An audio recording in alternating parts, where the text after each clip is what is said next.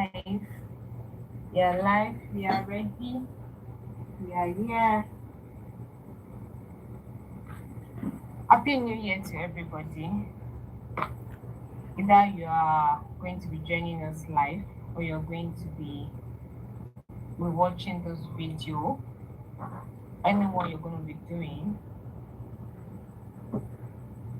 you are welcome. Happy New Year.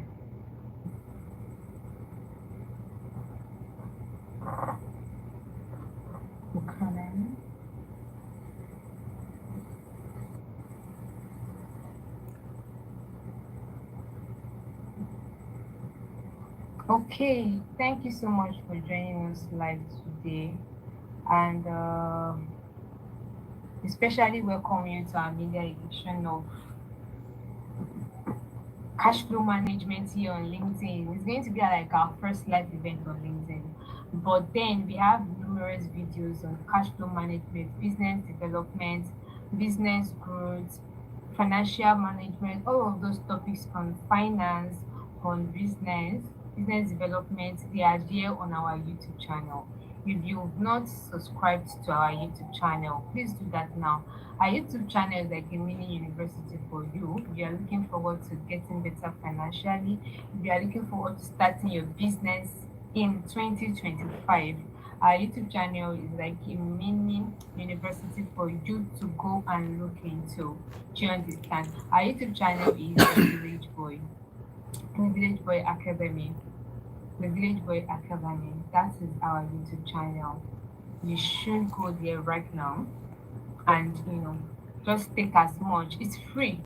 Subscription is free. For you to subscribe is free. For you to watch the video is free. For you to do everything you want to do on that space is totally free. So it's very free for you to go and acquire free knowledge in this space. And just because it's free doesn't mean that the knowledge you're acquiring from that space is not valuable. Very powerful knowledge about all of these things. But like I said earlier, you're welcome to our first edition here on LinkedIn. I think you guys should clap. Thank you so much. So, in our first edition here on LinkedIn, we thought of closer to you. We thought of bringing it closer to you. This is why we are doing this. And on this on this first show of ours, we are going to be talking about starting 2025 right. All the things you need to know about your cash flow in 2025. Either you're coming from a perspective of a corporate person, or you are coming for your own personal management, like your personal financial management. Either of the two, you're going to be learning how to start 2025 right. What you're supposed to do with cash flow management is set 2025 on the right pace. I'm very sure that you don't want to, how last year went, that you're unable to probably reach your finance goal. You don't want the same thing to happen this year. So this is why the doctor of cash flow management have decided to come for you in 2025. Everything you need to know is going to be sharing it with you. And that is not all. We have special gifts for at the very end of this session. And that's still not all. We have a special announcement at the end of it. And that is still not all. Remember, we said we are going to be taking your questions about cash flow management. Either you're experiencing some cash flow issue personally or your corporate institution, and you want us to discuss it together and provide solution. We are going to be doing that together right now. I mean right now, after the after doctor has you know explained some things to us. We are going to be taking the question and answer. So that makes it a win-win situation and an exciting one. So before I bring in doctor, I want to ensure that you're here with us. So please, if you are live with us, I would just like to see you in the comments. That's the only way I can get to know if you're live with us. If you're live with us, I'd like to see you in the comment. Just say anything, just drop anything. We'll appreciate it. Okay. Okay.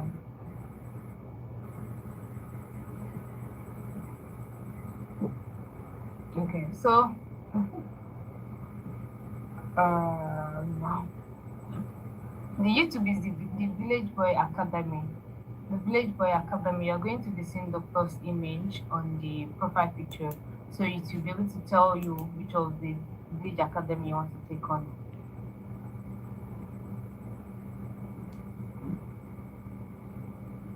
Thank you so much, Ma'am Elizabeth. Thank you for joining us live. Thank you for joining us live. Thank you for joining us live. You're welcome. So without taking much of our time, because it's not going to be too long, it's not going to be something long, just something short but very powerful because it's a media edition. I want it to be an interesting experience for you. So I'm going to be bringing up Doctor now. Doctor is going to be teaching us. So I want you to come with your pen, your book, and every of your jotting material. If you have to open your notepad right now, please do that. If you have to, whatever you have to, bring on for you to work on yourself, for you to listen properly, please bring them on right now. Doctor will be coming in right now to talk to us about cash flow management. And as you are listening, please be preparing your questions. Be preparing your questions because immediately it's done, we're going to be going to question and answer session. Do you understand? Thank you so much. You're welcome, sir. Thank you for having me. It's a pleasure to be here for the first time to do live on LinkedIn, talking about what I love talking about, cash flow management.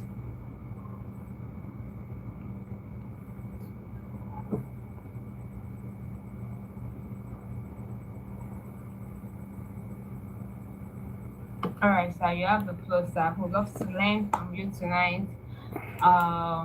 Starting 2025 on right notes, what you have for us on cash flow management tonight. Yeah, so let's share these.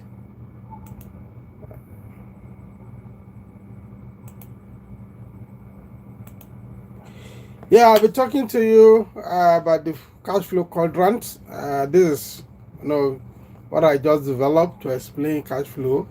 Uh, I've spoken about cash flow a lot on so many platforms, but today I just want us to look it from four perspectives, which I call cash flow quadrants. For clarification, what is cash flow? Cash flow is the money that comes into your business and the money that goes out of your business.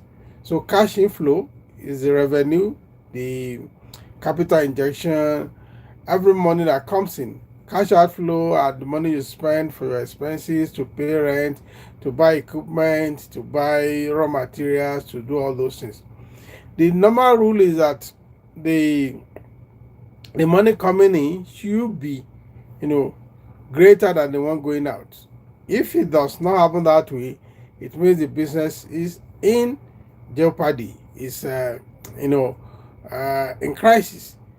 In quick asset ratio, I will try to be as simple as on that.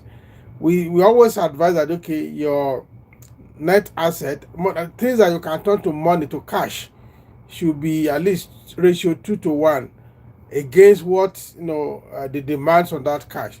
For instance, you have to pay salary, you have to pay suppliers, maybe $100. It is expected that you have something that is cash or that you can easily turn to cash. That is about $200, meaning that you are not at the mercy of your creditors, because one of the problems in running business, like when you owe too much, that could collapse your business. So, like I said, just like blood is important to man, to the life of a flesh. It is in the scripture that the life of the flesh is in the blood. So the life blood of a business is the cash flow, and that is why it is important for you to manage it. And I have categorized issues that could occur. Is either you have excess surplus, you have surplus cash flow in the meaning that you have more money coming in than money going out, or you have a shortfall in cash flow, meaning that more money are going out than are coming in. Each of them have their own advantages. They also have their own disadvantages. So that is what the advantages is what I call upsides.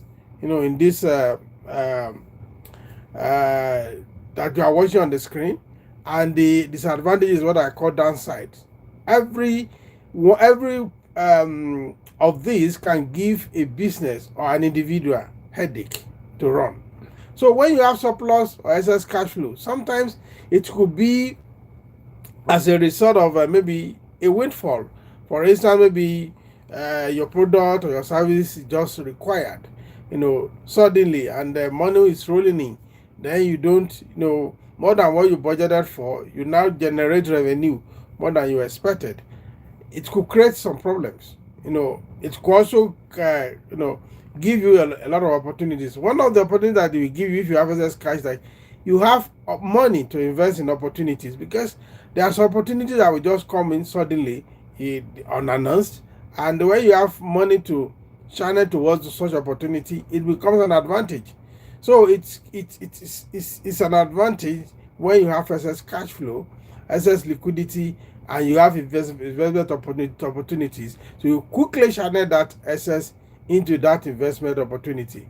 And of course, it also gives you cushion, liquidity cushion, meaning that you have a buffer. If there's any emergency could maybe some challenges, maybe an equipment breakdown. You have to urgently replace the equipment to avoid the shutdown of factories and other things. The excess cash that you have can quickly be channeled towards that.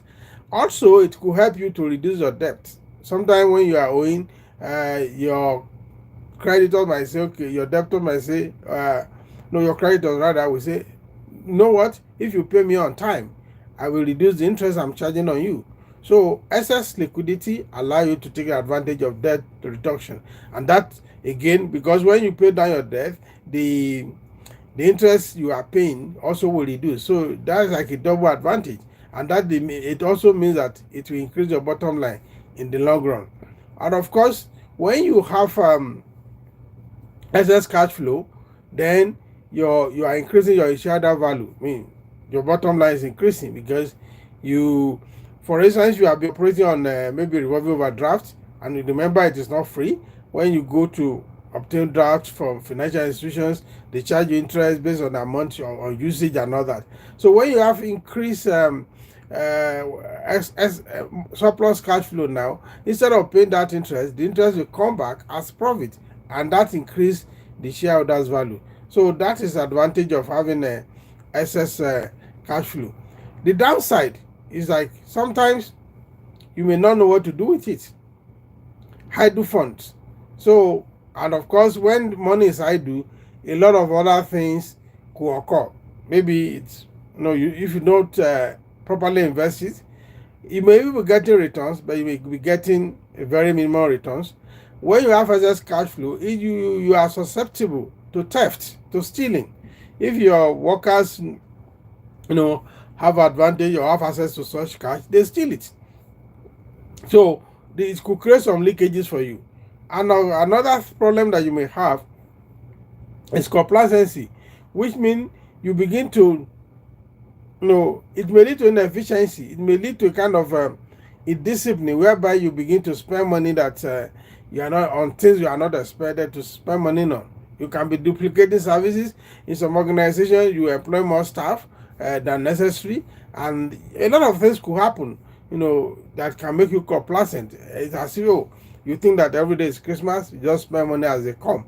Then again, which may lead to overconfidence in spending. You just spend money anyhow. You spend, excess cash flow can encourage overspending because of poor investment decision. The money is there, and you think, it is meant to be spent. So that could create a problem for you if you don't properly manage it. Then opportunity cost. Of course, you may be confused on what to, invest the money on, or there are things that could yield better outcome. Unfortunately, you may not be able to invest on that because you have wasted the money on frivolous spending. So those are the downside of excess cash flow. It is good to have excess cash flow. It provides you some cushion. But again, it can also give you a headache. Unfortunately, that is the irony of having too much of cash flow. Then when there's a shortfall in cash flow, it is not all gloomy. There are some advantages actually, even when you have excess. When you have a shortfall in your cash flow, when you have a shortfall, you become more frugal. No, you become more financially disciplined. You encourage. You budget for every money you spend. You don't just want to spend money because this money you know that it's not that available. So you prioritize your expenditure. So that gives you an advantage. So to spend your money more judiciously because they are in short supply, they are in shortfall. Of course, it also helps you to focus on efficiency. You want to maximize the little amount you have for maximum benefit. So you focus on efficiency. Do me there will be no room for frivolities. And of course, it also encourages you to be innovative because they say necessity is the mother of invention. And when you have shortfall in cash flow, you begin to put on your thinking cap to think, okay, what else can we do to increase our cash flow? What else can we do to to increase our bottom line? What else can we do to generate fund? Remember, profitability and liquidity, they are not the same. I've often said this over and over. For instance, now maybe you are selling, but your money is not in your hand; it's in the hand of your debtors. What do you do? When because of this, you begin to look at your credit policy, you begin to make amendment, you begin to innovate, then you begin to also develop more efficiency in collecting those debt that you are being owed. So you've instead of being comfortable just sitting at home and hoping that your debtors will pay as they promise, then sometimes you have to grant them some incentives to pay on time, or you find a way of chasing after them so that you can collect this money on time. So those are the upsides of of having a shortfall in cash flow. Of course, it also can make you okay, instead of me struggling alone, why can't I bring more investors into this business? Yeah, this business is lucrative.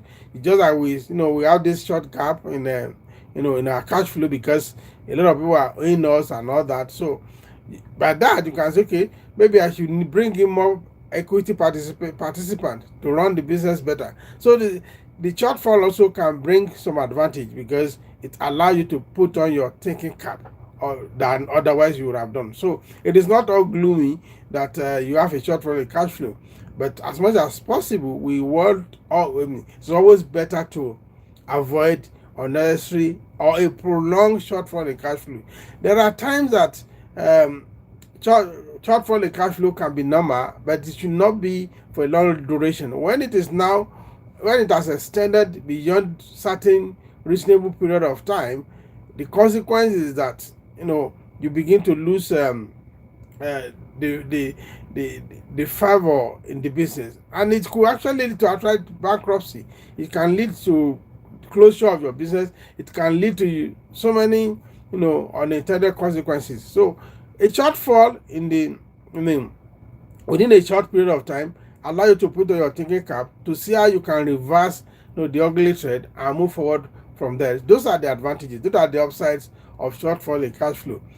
Then what are the downside? Of course, when you have shortfall, it creates bottleneck, headache for your operations. For instance, maybe you buy your raw materials on credit, and the more you owe your suppliers, it gets to a time they say, oh, no, we are not going to supply you again unless you pay the one you are owing us.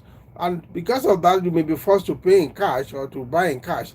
Sometimes you may not have the advantage of bulk purchase, whereby you reduce average cost per unit. So those are and that could lead to a kind of factory shutdown sometimes. Maybe or you are producing below your capacity. Maybe what you need for to feed into your machine is like maybe 2 tons of a raw material, and you don't have cash that can buy up to 2 tons. You now buy maybe 1 ton or maybe less than 1 ton. So that means that you are operating below capacity, and you're also incurring some cost because there's some fixed costs irrespective of your level of operation that you will still incur. So your margin will reduce, your markup will reduce. So there are a lot of problem that will occur when you have shortfall in cash for a long period of time. Then your debt will become accumulated, just like you begin to fail to meet your obligation to a third party, because yes, you have sold, yes, you are making profit, but the money is not in your hand, and you have taken money from other people, and you don't have ability to pay them back. The more you accumulate that, the more your ability to leverage on borrowing will reduce. Your There's reputation risk that you are going to face. People no longer trust you, and people they don't want to sell to you on credit again, and the pressure becomes too much on you, and you can lose energy even to run the business very well, because you'll be burdened by headache of how to find money, how to bridge the gap. So that is why, like I said, shortfall in cash flow can be heavy if it is not for a long period of time. It can also, allow you to be more creative in thinking, but when it becomes too long or protracted, it can create problem for you that you lose interest in the business, and the business can actually go bankrupt. The same thing with the individual. Of course, it could damage your reputation. Oh, that guy, they are chronic debtors. Don't go there. Don't do business with them. And before you know it, the word will go out in the marketplace. Oh, don't do business with this kind of guys. They are terrible people. They don't pay on time. They are this. They don't keep promise. They don't keep to terms of agreement. So there are all consequences that can bring to your business if you don't manage it very well. And of course, big on it, like you will miss opportunities. Like there's an opportunity that will always come unannounced. So when that opportunity comes, you don't have cash to do it. To respond to it. Those who have money to respond to it, they will take the advantage of the opportunity, and you will be left in the cold. So that is why it is important for you to make sure that even when there is a shortfall in cash flow, it should not linger for too long. It should not linger unnecessarily for too long. Now, let me give you share 2 stories, with you, especially when it comes to excess cash flow. I had these 2 companies way back that they asked me what they should do. They had some windfall, and the money was coming in, and the employees started putting pressure on them to increase their salaries and all that. And when I was invited to look at this, I said, okay, let me look at what the situation. This windfall, is this something that is likely going to reoccur? Is this something that is going to continue into the foreseeable future? Or is this something that what we call an extraordinary item, in which case this thing just occur because of a particular situation? And that situation, will it repeat itself in the future? I want to discover that in the 2 cases, unfortunately, that this is more like an extraordinary item. This windfall will not continue. It's just for a limited time. It may or may not continue in the future. So that whatever you are planning, you have to be very mindful of this. So I look at the seasonal variation. I look at what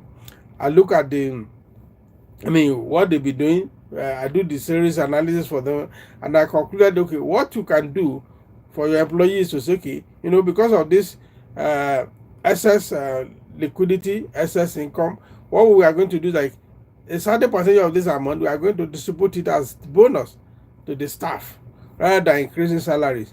And one of the organizations accepted that advice. The other one did not accept the advice. So the one that accepted the advice did that. They distributed a percentage of the excess income among the staff. Many paying them in bulk outside their salaries, and some were able to do something reasonable with that. The other one that did not accept, opted for salary increase, which the staff were happy. They were jubilating that okay, this the salary is increased. But unfortunately, in the second instance, after about 6 months, they could no longer pay the new salary. And within 3 months, by the time they started owing like 3 or 4 months, what happened? Staff started, resigning. And some of them, cannot go because they look for a job that can match their current salary. They were not able to get. So it becomes very difficult. Those who are a bit maybe wiser, they just look for anything that can still pay them, any organization that can still pay them their former salary. So that is the advantage. The first company was cautious, the second one was not, and down the road, they ran into trouble. So when you have your surplus cash flow, the moment the period you have that, you have to pause and ask yourself, this breakthrough, as we call it, that I have now, will it continue? Are there indications, are there indices to prove that it will continue? Because this also, affect decision making. You decide what to do based on the information you have. So when you have, good cash flow, coming in, and of course you don't have adequate record, I've always emphasized this, you cannot even plan against it. Your cash flow management should be supported by good and flexible budgeting system. Flexible budget, because it's important that your budgeting is flexible. You can't be too rigid with your budgeting, because remember, budgeting is a forecast. You are thinking about the future that you don't know. You are thinking about the future that you don't have full information, perfect knowledge about. So you have to manage these two together, side by side.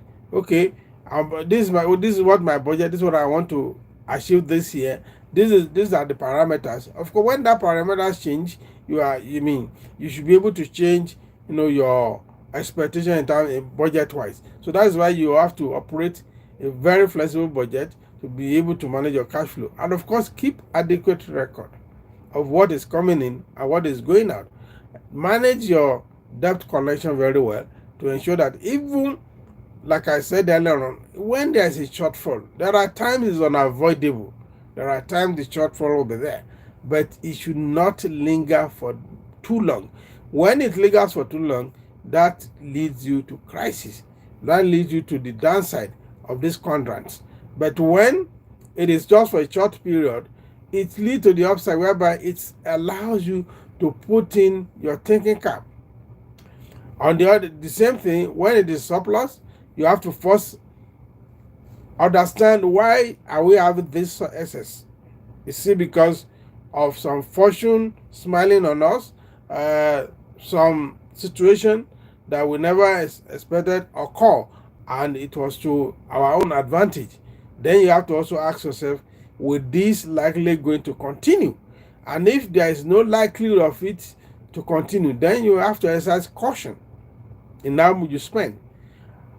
Having excess cash will enable you to take a lot of advantage of so many things, which in the long run will increase your bottom line. The danger there is like, when you become reckless in spending, my use of strong word, then a lot of things will occur that can damage the business, that can damage your reputation, that can make you, become complacent.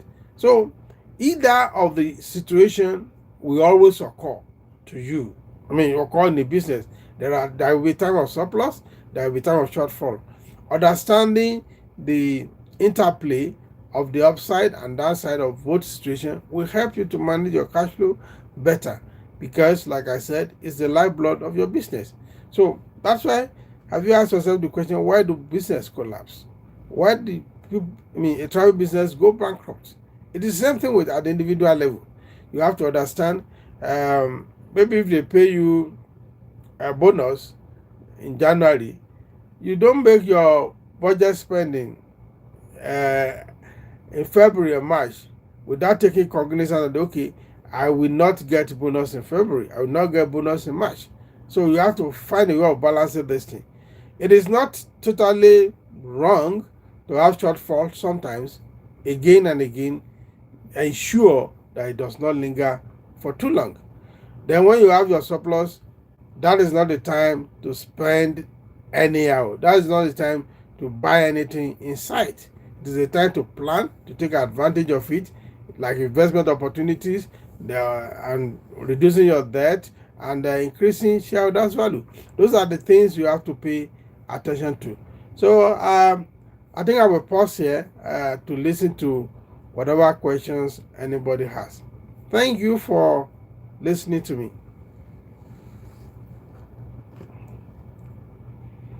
Ayomide, please. Hello, I hope we all enjoyed the session. You're welcome, sir, Mr. Idris. You're welcome, ma'am, Mrs. Elizabeth. Please, if you are still watching us and you've not dropped any comment, I'm looking at you. Just drop your comment. Thank you so much, sir. I've learned quite few things. Few things have been a lot. I've learned a lot, yes, not few things. So there's this question. So you said that once we have when there is excess inflow, that they should use it appropriately. So the question is now, what if it is on a personal note, like it's not an organization now, it's like from a personal body? What do they do when there is an excess income and this person have very little knowledge about anything investment, but if the person had the opportunity to have maybe that month, maybe there was an increase in their pay, maybe that month there was a bonus or something that there was excess cash flow. So on their personal lifestyle, how do they manage it when there is a season like that? Thank you very much for the question. I don't think that there's anybody that will say they don't know about investment opportunity. That would be a little presumptuous to say. All over the place, even on social media, people advertise investment opportunities. The question is everybody depending on the climate or the climate you live, where you live. If you have excess money, you know what to do with it. You know that you can invest in mutual funds. If the money is not much, you can go to your which anybody had banking operation, banking services. So you will approach your bankers. Okay, I have this money, it's not much. How can I invest? They will advise you. Or you go to your insurance. There are people who daily advertise investment opportunities. So when you have that excess in your hand, of course there are remember there is the temptation of spending. There are a lot of things you think you are missing. Maybe you want to change your phone to the latest phone. There are those temptations there. But then if you think about the future more, then you think about, okay, what else can I do? Put this money to generate more money, because it's about generating more money for the future. So let's even assume that you don't know anything about investment. Go to the bank. Ask, okay, I want to invest in mutual fund. That case, somebody is taking the headache from you to help you invest your amount. And there is nothing little. I don't think any amount is little that you cannot use, for investment, for mutual investment, mutual funds. So that's the limit you can do. Again, if you don't like risk, you can buy treasury bills. Treasury bills is the most secure investment, though the return is very minimal, it's very low. But then you are sure that you are not going to lose your money. It's just like what you are getting in turn may be sometimes maybe lower the inflation rate, but then you still going to get something. You are not going to lose anything at all. When you put money in a savings account, that is not investment. It's more of a deferred consumption. You are keeping that money, for future consumption, because you have easy access to it. I always tell people that, look, saving is the gap between what you have and what you are investing. So you take money from what you have and you save it, but don't stop there. Move it from that saving to investment. And that is why you can do mutual funds, you can do treasury bills. When a third party, a non-registered business, approach you to invest in them, I will advise you to exercise caution because the risk can be too much. Sometimes they promise you out of this world returns. Yes, the higher the return, the higher the risk. So you have to be very careful for third party unregistered investment. That could, yeah, that could affect you and give you a headache. You can lose your money. So, All right. I hope that person heard the answer. So the next one here from the group is, how can I track my income and expenses more effectively? simple. The simplest thing, like when I did this on Facebook last, on YouTube last year, we said that what we are going to do is to develop templates, Excel template. We are working on that template. They are almost ready. We are just checking to make sure that we cross all the T and dot all the I's. So a simple spreadsheet will help you. You have to keep record of what is coming into you. You have to keep record of what you are spending. Before you go to market, make a list. And that list, the price about the item, put it there. When you get to the market, most of the time the price would have changed. The actual price you bought it, put it on the next column. Then the third column, create what we call variance, the changes, the differences, what has happened. So that will help you to plan for subsequent, purchases. So you have to record your income, you have to record your expenditure to be able to track it. So if you don't record, if it is in your head, it has become difficult to track. There are so many issues that we think about every day. So putting all those in your head alone will not help you to track. So tracking is writing down. Even if you cannot use Excel, take a notebook. So write what your income, write what you are spending, and another page write what you have generated and take away what you have spent. You will discover that whether you are having a shortfall or what you are budgeting. So because sometimes you have maybe $100 and you are planning to spend $150. When you are not government, you can operate on deficit endlessly, or so it becomes difficult. But if you don't keep record, you might assume that you have 200, whereas actually what you have is 100. So keeping record is the number one thing. If you know how to use Excel, fine. And I think there are some other apps also that can help. But we, having spoken to a lot of people on this, we are developing a template for all these things that can help you track all these things, and for just some token. So yeah, it is soon going to be ready. We're almost finalizing it now. So to be sure that then we test run it, then we'll let you know when it is available. Okay, this next question sounds almost familiar, if not familiar already. This person said, how can I better align my spending habits? Like, I don't know how to align my spending habits with my financial goals. To align your, see, like you have to, the alignment will start with planning, budgeting.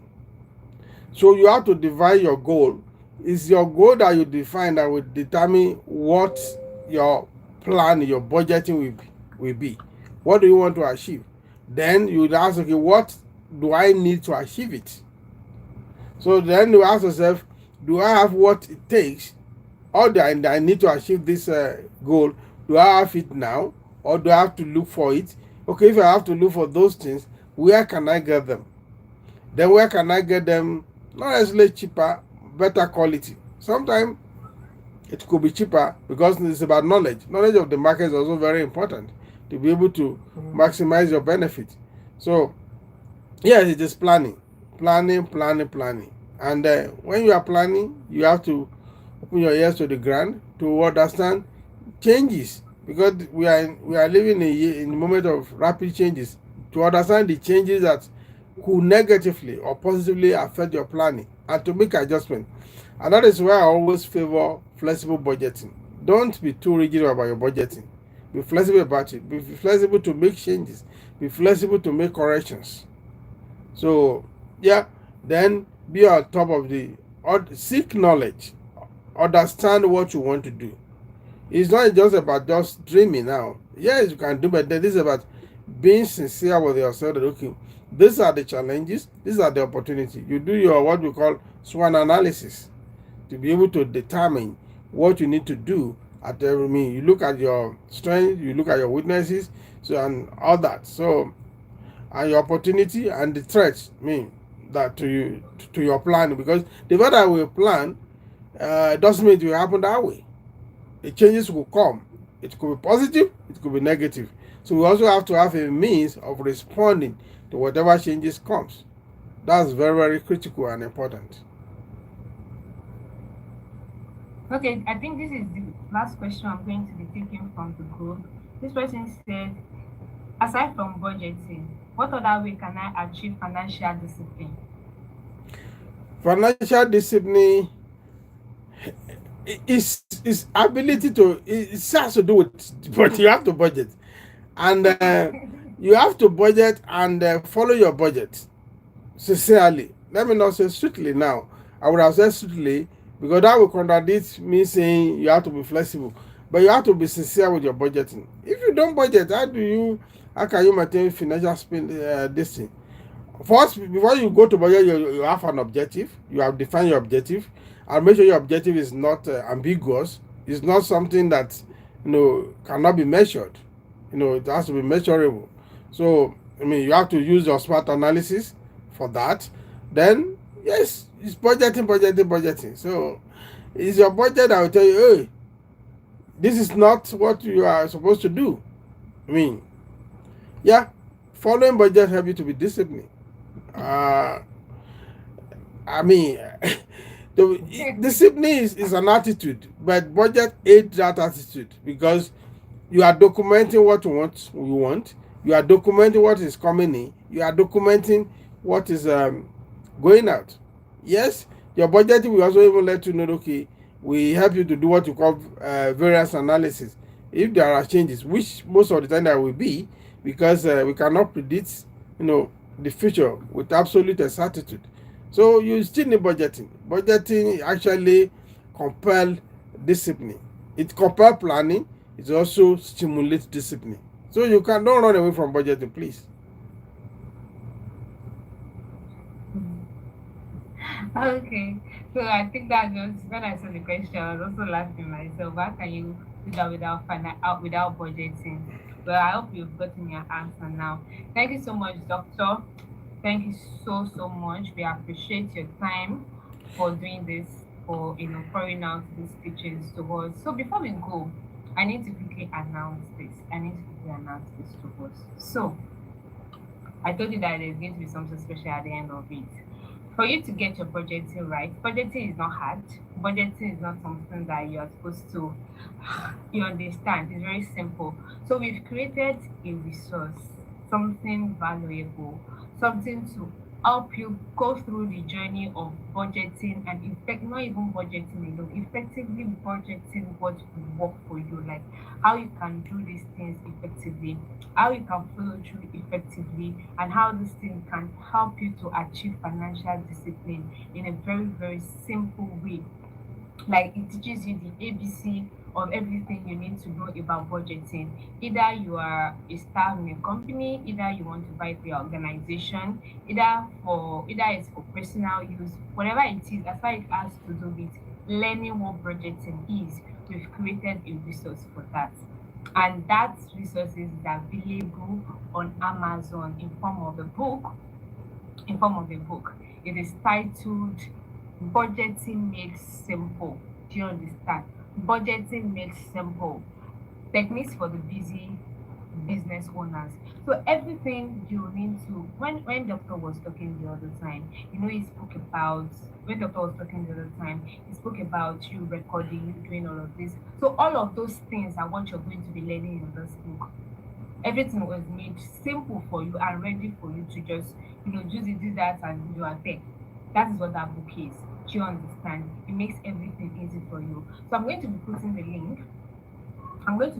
link for that book on our status right now. You're going to just click on it, check it. The comment. Okay. You're going to click on it and it's going to take you right to our Amazon store for you to even check other resources out there. Aside from I'm going to be dropping it later. So aside from our budgeting made easy, we've also made something for you as well as a business owner. Now the question is it compulsory that it is just business owners that should have these things? No, it is not for just business owners. As far you need to optimize your financial lifestyle as well, you need this. Do you understand? This one is titled this one is titled Sustainable Cash Flow Strategies for Eco-Conscious Business Owners. So this is how everything we've been discussing in the class here, everything doctor is trying to let you understand, do this, do that, you have to go it this way, you have to do it that way. Everything is inside this book, like from the very start to the very end. Everything is inside this book. And the ridiculous thing about this thing is when you see their prices, you'll be like, wow, you understand? So we've made it easy for you to digest the knowledge inside of it. We've also made it easy for you to get these materials. Do you understand? So the third one I have for you guys is business strategy manual. So in case you're looking at 2024, you want to do better in business, like 2024. Yes, thank you, Ma'am Elizabeth. 2020, 2025. 2024 is gone. So in this 2025, you are looking forward to either get into business or manage your business more properly, or maybe you've been experiencing some things and you don't understand, or better still, you just want to get started in business, or you just want to have knowledge about business. You want to know everything about business from the very start, from creation, ideation to the very last part of it, the sales, operation, every part of business. We've compiled something for you in form of another book titled Business Strategy Manual. Around last year, December, somebody was shopping for books on business, and in the bookstore, they recommended this book for that person. That's to show you how effective and powerful this book is. So you're going to be learning everything you need to know about business. And the good thing is this: even after reading the book, and probably you still have further questions, you can send us an email via the email you're seeing on your screen now. Bolu@lebranum.com, Dr. Bolu at thevillageboy.com, Ayomide at thevillageboy.com. You can send us a mail to book consultation with doctor. You can send us a mail to book consultation with doctor. Doctor is ever available for you. Once it comes to business, comes to cash flow, don't talk about accounting, don't talk about money and business, is always available, just me. And the good testimony is nobody comes with their problem or their challenge and goes back the same. Do you understand? So after reading all of these materials, either the business strategy manual, either the budgeting made easy or cash flow management, and you still did not, maybe probably you still have something like you need to have like a customized solution that you need to talk to the doctor, please send us a mail. We are going to schedule a time for your consultation, and that is it. Do you understand? So thank you so much. Like I mentioned earlier, LinkedIn, this is just our first live event of LinkedIn. Please, we have more and more. Like our YouTube is a mini university, like I said all the time. Everything business, everything cash flow management, everything finance, everything your personal, everything you need to know about business growth, business development, cash flow management is there on our YouTube channel. We have it in long format, we have it in short format. Just do what works for you on our YouTube channel. Our YouTube channel is the Village Boy Academy. the Village Boy Academy, the THE, the Village Boy Academy. You're going to see us right there. Even if you type it on your any browser you want, you're going to see us there. So I'm going to be dropping the link. Give me a minute to drop the link from my phone. I'm going to be dropping the link to I'm going to be dropping the link to our books right now on the comments. So just save it, go there, look through what we have, and purchase it from there. Wherever you are in the workplace, it does not come with any boundary. So wherever you are, you can get our ebook. You can get our hard copy, not ebook, right? You can get our hard copy. You can get the book delivered to you. So I just dropped the link to our books. Yeah, please you can go ahead and click on it. You can go ahead and click on it, or better still, you can just type any of these book titles on Amazon. Hyphen Boltufe Oluwadele is going to bring it out for you. It's going to bring it out immediately, but then you can click on this. And remember, when you get to our YouTube channel, remember to subscribe. And if you need more information, remember to send us a mail, and we are ever available to attend to you. So, thank you so much, everyone. This is just the first of the series.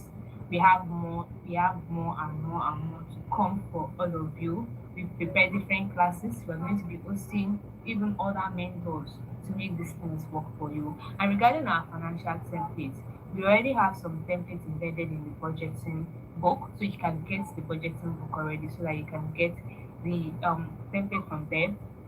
We already have some so embedded in the cash flow management, but the template itself is still undergoing some testing, and it's going to be available. Just it's going to be available for your use.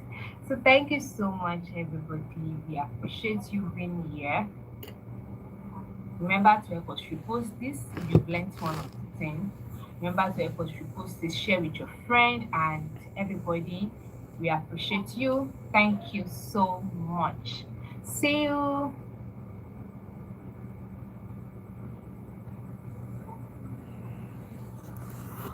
Thank you. The stream has ended just now. Oh, I already have it open there on the file. So I'm trying to project it, but it didn't